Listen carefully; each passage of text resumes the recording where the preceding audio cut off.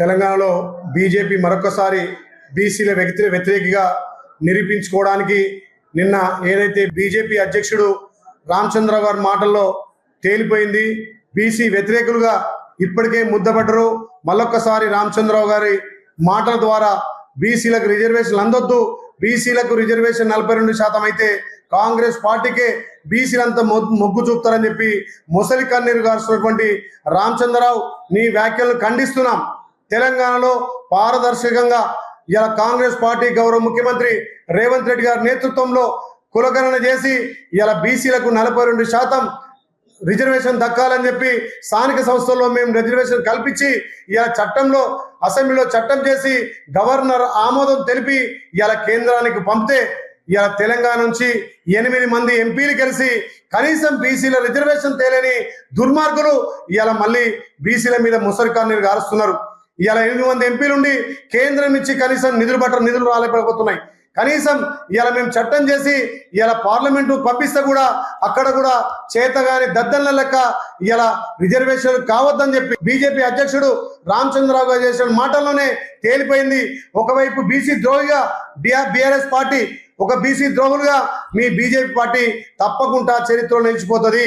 గతంలో కేంద్రం కూడా చెప్పింది, ఏ రాష్ట్రంలో అయితే పారదర్శకంగా కులగణన జరుగుతుందో అక్కడ రిజర్వేషన్లు పెంచుకోవచ్చని. గతంలో తమిళనాడులో కానీ రాజస్థాన్లో కానీ అక్కడ పెంచుకున్న దాఖలాలు ఉన్నాయి. కాబట్టి మా గౌరవ ముఖ్యమంత్రి చిత్తశుద్ధితోటి పారదర్శకంగా ఈడ కులగణన చేసి బీసీలకు 42% ఇలా 9వ షెడ్యూల్లో చేర్చమని కేంద్రానికి పంపితే మరి 9వ షెడ్యూల్ చేసే బాధ్యత కేంద్రం పైన ఉంది.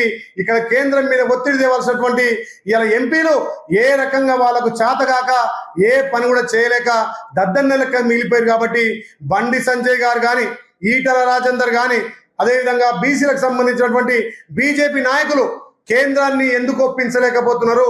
ఈ తెలంగాణ రాష్ట్రానికి ఒక రెడ్డి బిడ్డగా ముఖ్యమంత్రి ఉన్నటువంటి మా గౌరవ ముఖ్యమంత్రి రేవంత్ రెడ్డి గారు బీసీల పక్షపాతి.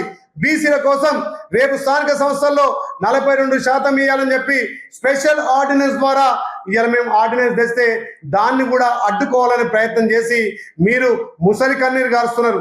ఇప్పటికే బీఆర్ఎస్ బీజేపీ లోపాకాయ ఒప్పందంతో ఈ 42% అడ్డుకోవాలని చూస్తున్నారు. అదే కాకుండా రామచంద్రరావు గారు మీరు మాట్లాడినటువంటి మాటలను ఉపసంహరించుకోవాలి, కేంద్రం మీద ఒత్తిడి తేవాలి.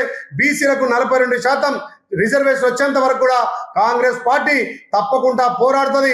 మా గౌరవ ముఖ్యమంత్రి ఇప్పటికే చట్టం చేసి చట్టం నుంచి గవర్నర్ ఆమోదం నమ్మి కేంద్రానికి పంపిస్తే కేంద్రాన్ని ఒప్పించి 9 షెడ్యూల్లో పెట్టలేని దుర్మార్గపు ఎంపీలు ఈ రాష్ట్రంలో గెలిచేందుకు ఉండేందుకు మరొకసారి బీసీ ద్రోహులుగా తప్పకుండా ముద్రపడదని చెప్పి ఈ సందర్భంగా తెలియజేస్తున్నాం.